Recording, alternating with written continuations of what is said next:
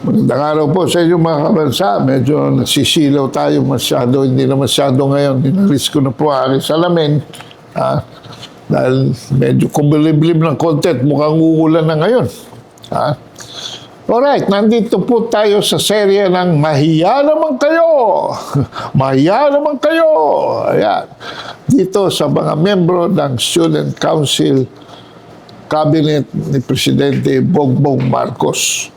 At ang susunod pong membro ng gabinete na ating patutungkulan ay medyo marami po sila rito, no, mga kabansa. Una-una, diretsahan na tayo, Presidential Advisor for Peace, Secretary Carlito Galvez. Pangalawa, involved din dito, mga kabansa, si Secretary John Vic Remulla ng local governments. Pangatlo, involved rin dito, mga kabansa, at Secretary of Defense na si Gibo Teodoro. Wow!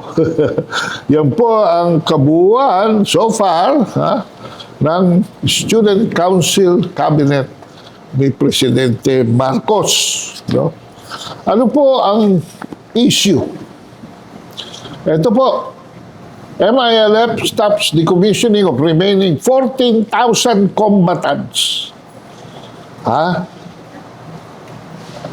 Unless the government of the Philippines substantially complies with the provisions on the Annex on Normalization. Alam po ninyo mga kabansa, ako'y na-involved sa National Task Force for the elimination of the ano ba ito? Communist ano ba? Anyway, NTF-ELCAC.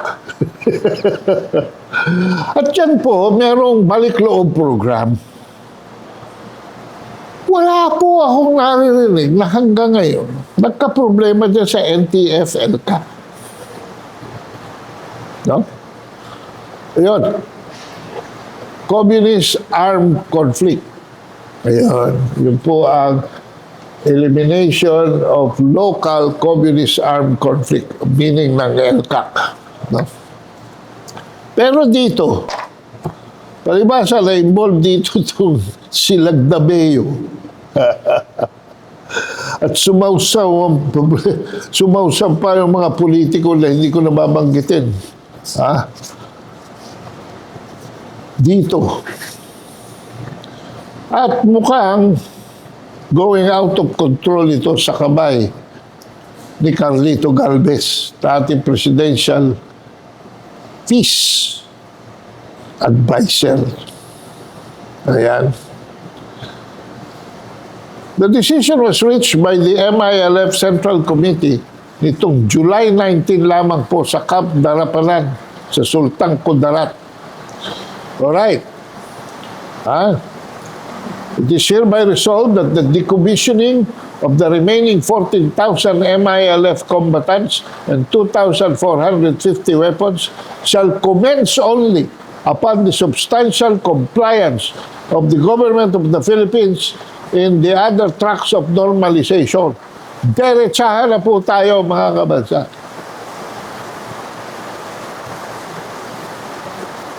Nagkaroon po ng socio-economic package dito for 26,000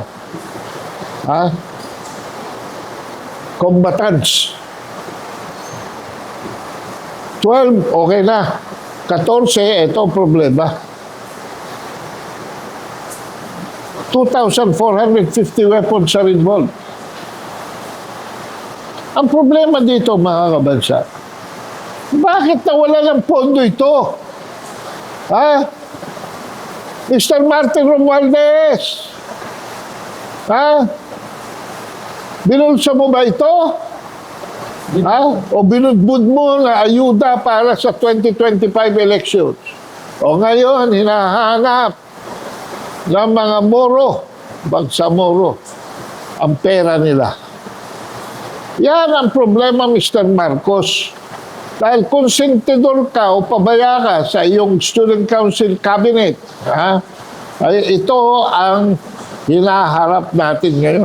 Ano ang implikasyon nito, mga kabansa? Kung 14 bill na MILF ay bumalik sa bundok. Wow! Resolve na ito ng panahon ni Duterte. Alam niyo, napaka-controversial nitong BARM. Itong bangsa, Moro, Autonomous Region for Muslim Mindanao. Pero despite all the objections para magkaroon lamang ng kapayapaan, tinulak ito ni Duterte. I-implement na lang ninyo yung peace process, hindi nyo pa magawa. So under the normalization track, by phases ito. By phases. So nasa na yung socio-economic aspects. Yan.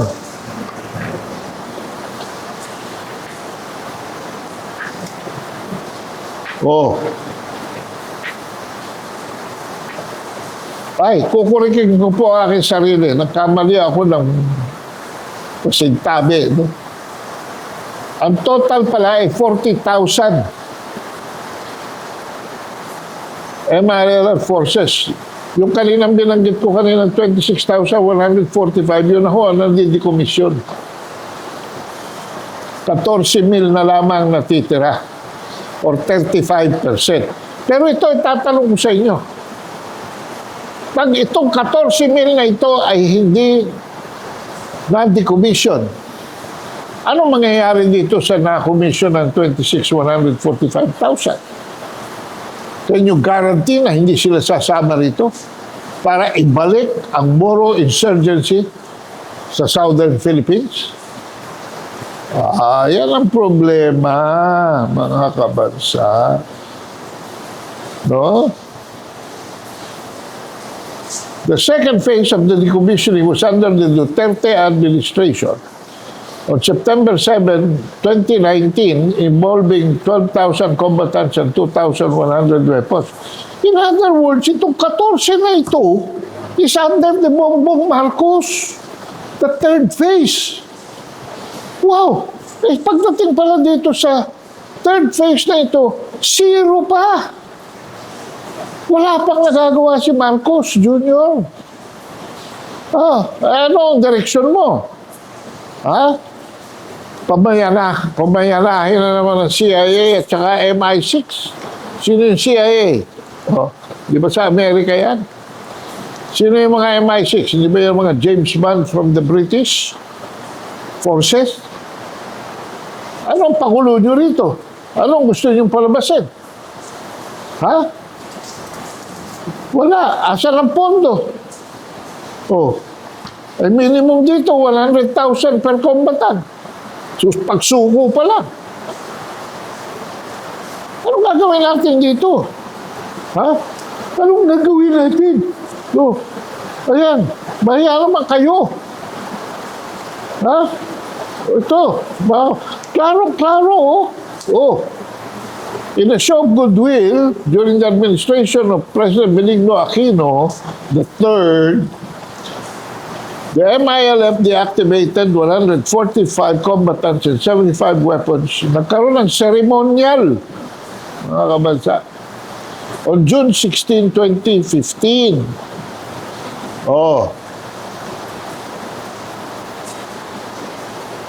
Ngayon, 12,000 na pasok noong panahon ni Duterte noong 2019. At yung third phase pala, November 2021. So, under Duterte, itong kabuuan, karamihan ng 26,000 na ito was during the time of Duterte. Ceremonial yung panahon ni Noynoy, 145. And this should be entering now the third phase pala. Sorry, mga kabansa. No, the fourth phase. So, mga tuwid, wala pa nagagawa, wala pa nadideliver, wala pang pwedeng ipagmalaki dito si Galvez, mga kabansa, na na-retain, ha? Na-retain to si Galvez, the Presidential Advisor on Peace Process. Kabog, bukya. For the meantime, ang dami ng chismis dyan. Ha?